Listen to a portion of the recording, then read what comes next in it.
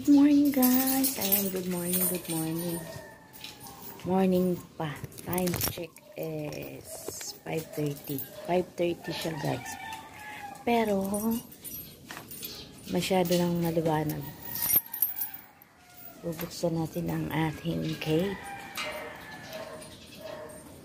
Kasi bibili tayo ng ulam.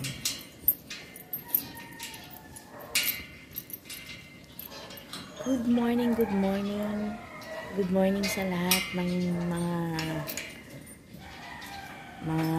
mamis dyan. Mamis na maagang gumigising for maglinis-linis ng kanilang mga bahay. Ito yung aking, ang dami kong tiklupin mamaya.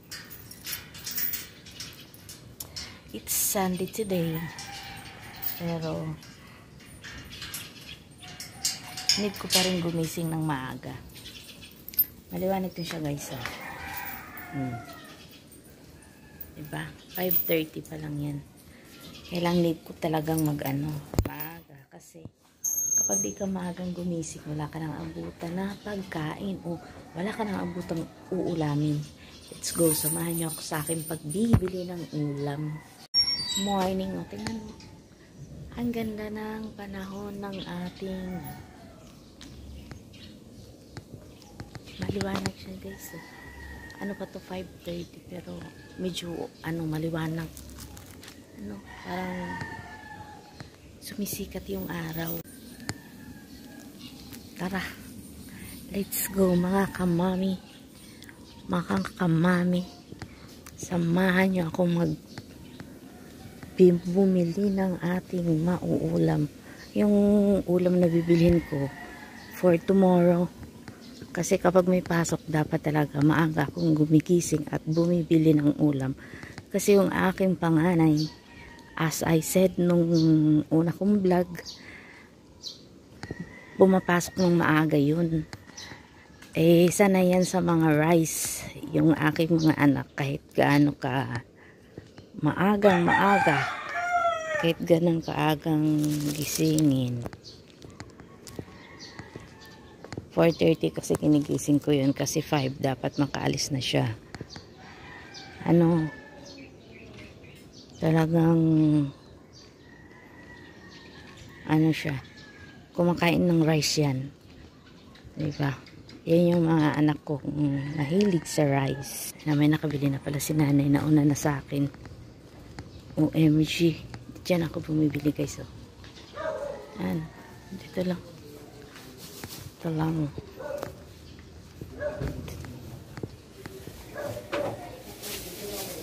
Good morning. Good morning.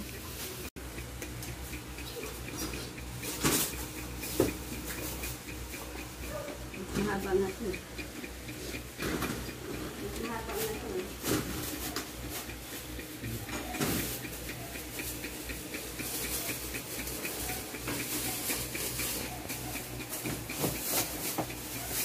Ayan na guys, ito na ako yung makauwi na dahil nakabili na ako ng ulam for hour.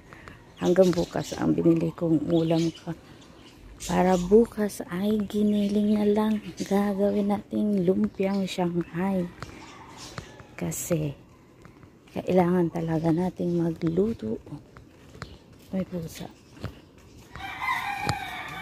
Ang cute ng pusa. Ito pala yung sinasabi ni ate. Cute. Ang ganda ng kulay mo. Oh, bakit? Ay, ang cute. Oh, ang cute. Ganda ng kulay. Black talaga. Tapos orange. Ang cute ng pusa. So, ito na nga. Meron akong ulam. Tapos, ang uulamin ko mamaya ay mag-Shanghai. Ay, mag-ano tayo? Mag-isda. Lalagyan ko ng ayan yung aking mga pusa. Lalagyan ko yung isda ng guys, kamatis, sarsyadong kamatis. Ay, ang aking alaga ay ng mga anak ko. Kaya ganyan yan sila. Ayan, ganyan yan sila. Akala nila may pasalubong ako. Parang tao din yan. Ayan, ay, Mingming! Naakala nila. Lagi ako may pasalubong. Pagaling ako dun. Ayan, ayan na siya. Oh, oh, oh. Tatatakpo yan kasi. Bakit? Saan kayo pupunta? Ano, diba? Ang cute ng aking mga alaga. Ito pong aso ko. Oh, oh. Ayan, ganyan yan sila. Ayan guys. Nakabili tayo ng ating... Ayan, oh. Ang dami pala nito. Bumili ako ng wrapper. Lumpia wrapper yan. Para sa ating... mainit-init pa. Siyempre, bumili ako ng saging saba. Kasi itong saba, kasi iniisip ko kasi parang sobra sa amin yung ayun siya guys. Sobra yung nabili kong wrapper. Ito kasi yung gagawin kong Shanghai para bukas. Lagay ko lang sa freezer. Diba, mas madali. Yan. Ito lang ang nabili ko guys. Grabe. Ito lang. Sobrang mahal. Yan na siya. Alam mo ba? Ayan ang isda ko. Fresh na fresh. Kaya ito, galunggong na maliit. Gusto ko kasi yung galunggong na maliit. Ganito lang ang liit. Yan. Diba? Ito lang nabili ko. Imagine. Kaliit. Sobrang kunti lang. Ito lang siya guys. So, kunti. Pero alam mo ba kung magkano nabayaran ko rito? Sa itong nabili kong ito. Ayan. Ayan o. Ayan lang. Ito lang. Yan lang talaga. As in. Yan lang ang nabili ko. Ito kasi kalahati. Kalahating kilo. Ano to? 100. 130. Ayan lang. Alam mo kung magkano yung nabayaran ko niyan? 550. Imaginin mo, 550 na yan. Ano ba yan? Saan ba kinuha yung 550 na yun? Isda o 8 peraso. Ngayon, sabihin nyo sa akin kung paano mag-budget ngayong at tayong mga mami. Hirap mag-budget mga kamami. Imaginin mo, parang ang ulam kong giniling lang at saka yung galunggong at yung mga ricados na dagdag lang saging 550. OMG, Diyos ko po. Ito na nga.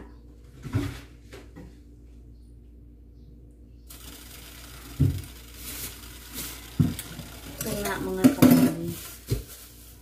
At ako kasi ito namang aking isda. Hindi naman doon ko doon ko sa kalimutan. Kaya lang kasi talagang pinili kung ako ang maglinis. Kasi papakain ko yung mga bituka sa mga alaga ko. Naghihintay sa akin yun sa labas.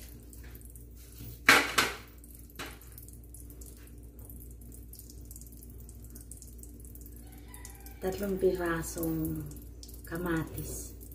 Alam mo ba kung magkano? Bulok pa yung napili ko. Sayang. 24 to. Paano na? Kung ikaw ordinary yung manggagawa, yung mga laborer, doon na lang tayo sa mga ganun. Paano mo pagkasyahin yung kita mo? Kung ganito kamahal ang mga bilihin. Ano yun? Lagi na lang bang mag-uulam ng mag-uulam ng tuyo? Noodles? Kasi yun lang yung medyo murang-murang ulam. Di ba ang hirap? Napakahirap talaga. Kaya sana naman bumalik na yung mababang presyo ng mga bilihin. Kahit man lang magkano kilo ng alam mo magkano kilo ng galunggong? 280. Nabili mo yung 280 galunggong. Ay, galunggong 280. Ano yun? Baboy. Di ba kayo minsan, kung ano lang, ayaw ko na mag-ulam para makatipid. Di ba? Di na pag-uulam para makatipid. Kaya lang wala tayong choice eh. Kahit gaano ka hirap ang buhay, kahit gaano kahirap ang kamahal ang mga bilihin ngayon, kailangan pa rin natin bumili. Diba?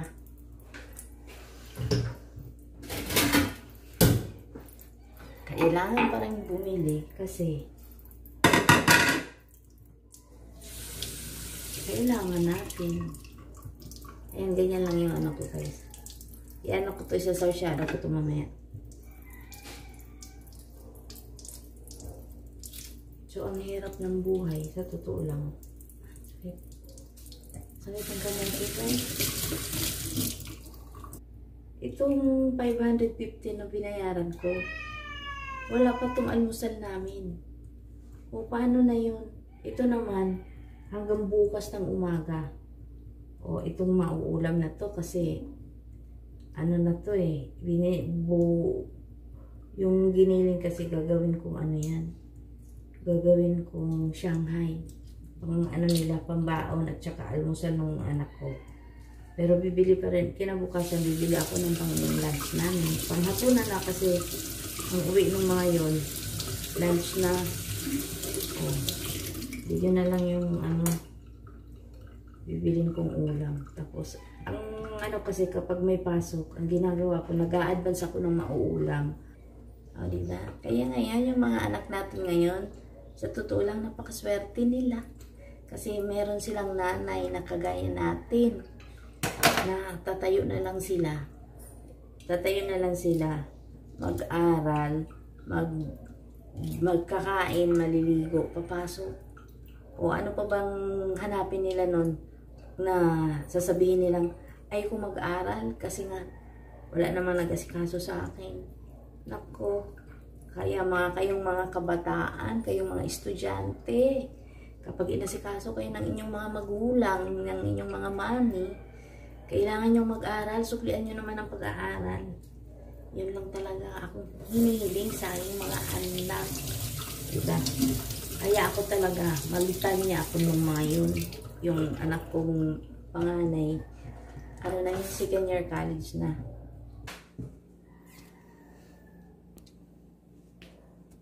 Ito na yun guys, oh. Nalinisan ko na habang tayo nagkukwentuhan. Hanggang sa muli kong vlog mga kamami. Bye-bye!